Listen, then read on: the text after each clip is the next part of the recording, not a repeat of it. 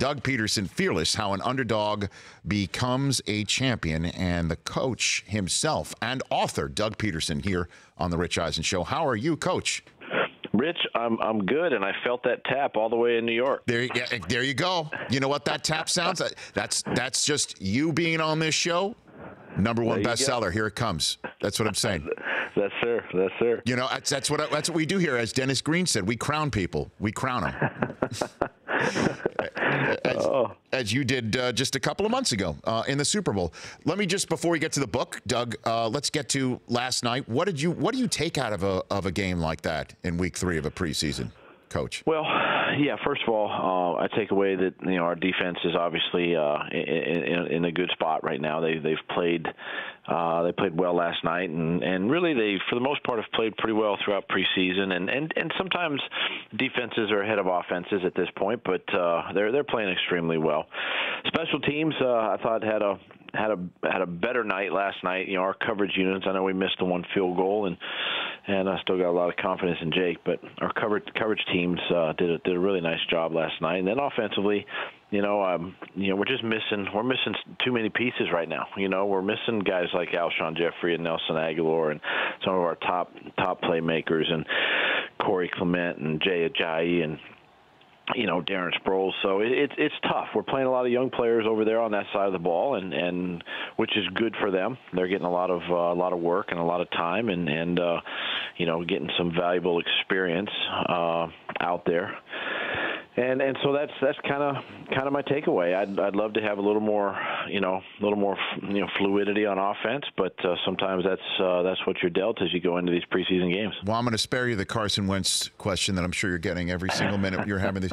But that said, I will tweak it a little bit here, because when do you expect this doctor, coach, owner, quarterback, I guess, situation to get together and make a decision? When do you peg that, Coach, do you think here? I just think whenever we get to that point, I mean, it's Carson's doing everything he's asked to do. Obviously this is a medical decision, and time is the biggest healer and the predictor of a lot of things, and I want to make sure that Carson is 100% before we stick him out on the field and before we make this decision and put him back out there. So I can't tell you exactly when this is going to be, but hopefully it's in the near future. All right, Fearless: How an Underdog Becomes a Champion. Doug Pederson's new book, the coach and author himself, here on the Rich Eisen Show. Why'd you decide to sit down, write a book, Coach?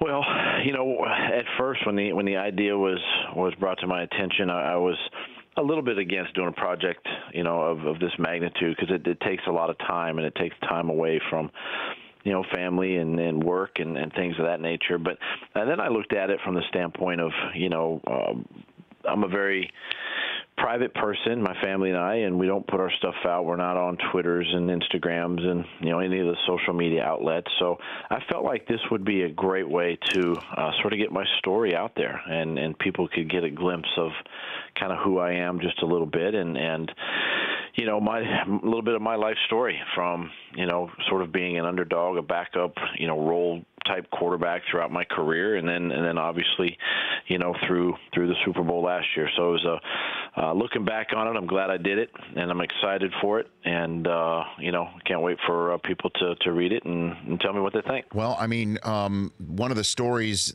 that you told in the book that certainly got a lot of ink this week is you watching the AFC Championship game in your I guess in your office prior to the NFC Championship game, watching a knee being taken by the Jaguars before the first half against the Patriots, saying, quote, "You've got to be kidding me now," and how mad that got you, and saying if they lose this game, this is why. Sure enough, they would go on to lose the game. Did you hear Doug Marrone's reaction, Coach? I did, and I'll just say this. I mean, listen, everybody's different, and a lot of respect for Jacksonville. They had a tremendous season last year, and Coach Marrone and what he's accomplished and what he's done down there, and obviously established a fine football team. And it was just something that I saw, just personally, and it just struck me that way. And obviously, I wanted to make sure that I was for the Philadelphia Eagles doing the best, and that was my reaction at the time. But listen, it's just too hard to win games in this football league, and he obviously has a great football team, and it just hit me a certain way at the time. Well, I hit most of America the same way, to be honest with you, Coach. I mean, and I know we've discussed, and it's been well established that you already had the Philly special teed up, maybe against for the Vikings that very day, and you didn't need it because of the final score. Having that in your back pocket and using it against New England in the Super Bowl, did this moment in the AFC Championship game, can we draw a line from point A to point B there, saying that inspired your coaching decision on that day?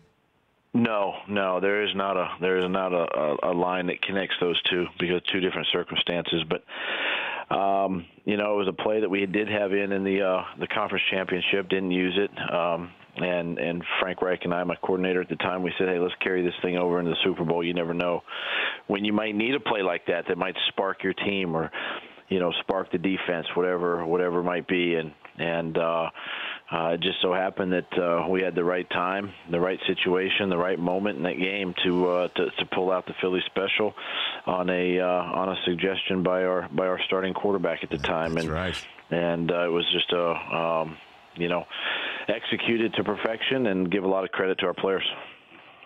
Doug Pederson here on the Rich Eisen Show, and some of the great stories in the book involve some of your friends and former teammates. And in that regard, Coach, do you know, is there somebody designated that you have to read this to Favre?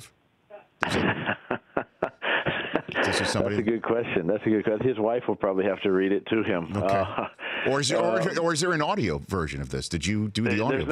There's no audio version yet. Okay. Because I would have to take the audio version myself. So yeah, that's a lot of talking. And it's a lot of talking. You need your voice for game day. Talking. So, that's right. What is your favorite Favre story that I guess you could tell everybody about right now, Coach? I think one of the biggest things that Brett and I, he loves to hunt. He loves the outdoors, and just to kind of, I guess, shed a little light on who he is and how passionate he is about hunting. He had tweaked his knee against I believe it was the Redskins at Lambeau Field, and we weren't sure if he was going to. I actually had to go in and play and finish the game, and we won the game. And I go to see him after the game, and he's in the training room. He's got a knee brace on, and I'm thinking, wow, man, maybe this is the end of the streak, or whatever it might be. I might have to prepare and get ready to play the next week, and any of that. But he's sitting there asking me that. He goes, hey, be at my house at 5:30 in the morning the next day, because we're going hunting. And I'm like, Brett, there's no way you're going hunting. He said, you got a knee brace. You can't walk in the woods. You can't climb a tree stand. He says, be at my house at 5:30. I says, all right, whatever. So anyway, go home after the game, and about 6 o'clock, he calls me, 6 a.m. He calls me, and I'd like, there's no way. I blew him off, and he says, where are you? I said, what do you mean, where am I? I'm in the bed. He says, we're going hunting, let's go. And I says, no, we're not. And sure enough, he had gone hunting, and he had climbed in a tree. He had his knee brace on, and just sat in a tree for several hours that next morning. And I'm sitting there going, Brett, what are you doing, dude? You got a knee that is may not make it, and you're still climbing trees. And he's like, hey, kid, he said, when you're passionate about hunting as I am, you're going to go as often as you can. So that's a little bit of who he is, and what he how he comes across, and just a good old boy that he and I had a great relationship. Maybe he had a streak going.